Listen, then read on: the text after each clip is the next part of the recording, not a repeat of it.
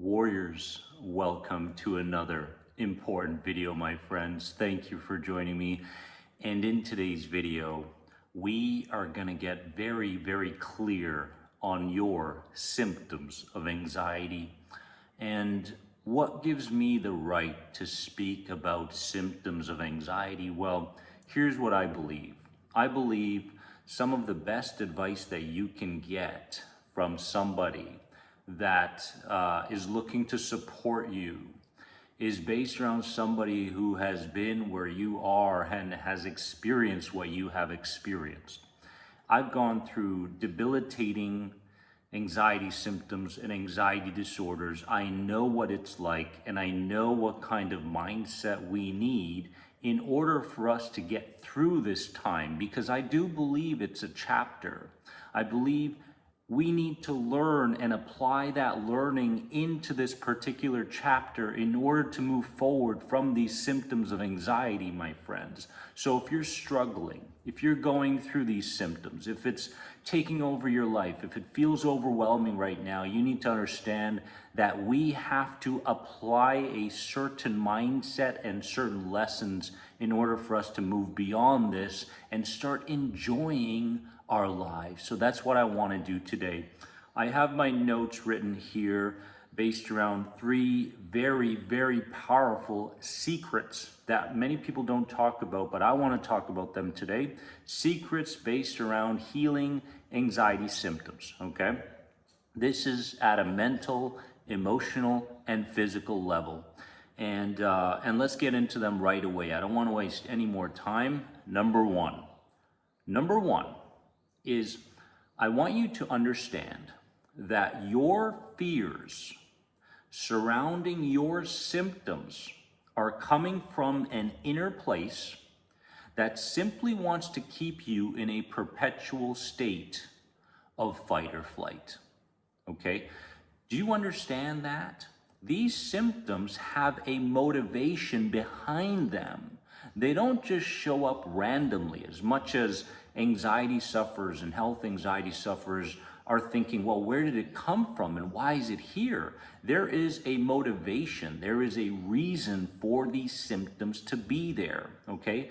I believe that these symptoms are there to keep you in a perpetual state of fight or flight, okay? Because the moment we start to feel like we're letting go and feeling like we're relaxing or meditating or grounding, what tends to happen? We feel like we're letting down our guard many times, right? And a lot of health anxiety sufferers and people that deal with panic and OCD and obviously PTSD have a very difficult time moving from that bridge, right? From one side of the bridge that is fear to a place of inner peace and relaxation, right? These are two different systems within us that need balance, right? But we have been in such a perpetual state of fear and fight or flight for so long that these symptoms are there for that particular reason, to keep you in that state, right? Number two, recognize that these anxiety symptoms connect to chronic tension, which connects to a constant state of preparedness, right? A constant state of preparedness. Can you relate to this? I hope you can. Because when you suffer from these anxiety symptoms, and underlying when you suffer from the anxiety and the irrational fears, you always feel like you're prepared, right? There's always this feeling of, I'm prepared no matter what, right? And when you tend to do something that takes up a lot of alertness and a lot of energy, you tend to be good at it, right? And so we need to understand that with all this preparedness for the next potential threat comes exhaustion, right?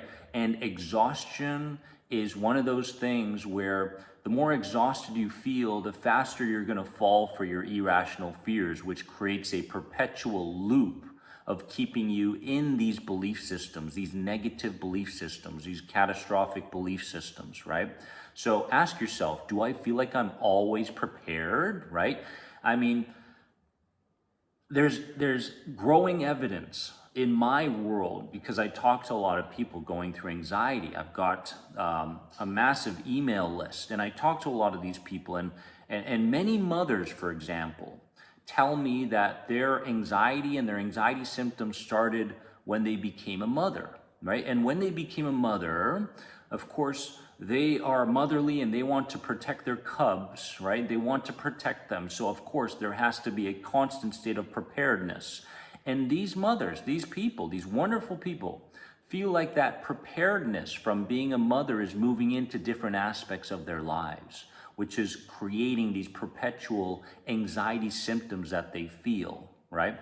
So one event or a consistent row of events can bring you to a state where you constantly experience these anxiety symptoms and have this perpetual cycle of preparedness, right? Understand though, my friends, just today, there's nothing that you need to really do. Today is about understanding, because a lot of the theory, a lot of understanding can bring you towards the very things that you have to do, right? Number 3, come to an understanding that anxiety symptoms hold within themselves information. And until there is an intention, key word, until there is an intention to update this information consistently, no amount of self-work will benefit you, okay? A lot of anxiety sufferers are doers, right? You're going, oh yeah, I see what you're saying. We talk about doership. Doership is forcefulness, right?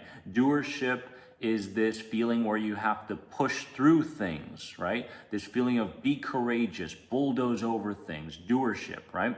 Anxiety sufferers are doers, okay? And what we have to understand is that within anxiety symptoms, there is information, okay? There's information. And until you bring forward every single day an intention towards your body that says, I'm ready to understand this information coming from my anxiety symptoms, number 1. And number 2, I'm ready to overlap this information with new information, right? I'm ready to do that now. Until you have that intention, no amount of self-care work will help you, right?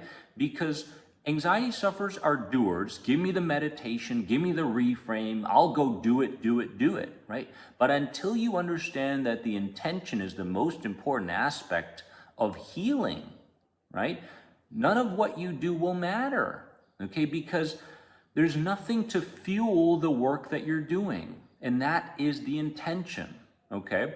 So please, my friends, understand that anxiety symptoms equals information, and you are ready now. You are ready to look at it as information that says, oh, okay, we can overwrite this now. This is old programming. Anxiety symptoms are old programming coming from other people, coming from past experiences, coming from things that we experience related to emotional and even physical traumas that are replaying themselves in the present day.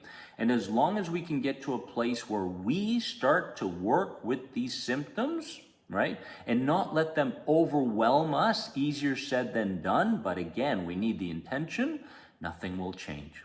So we must move from a place of doership to a place of, I'm ready to collaborate. I'm ready to be cooperative with you, anxiety symptoms, because underneath those symptoms is a inner child that loves me so unconditionally that I wish it would have loved me less, right? So many anxiety sufferers are thinking that. Just love me less, protect me less, prepare me less.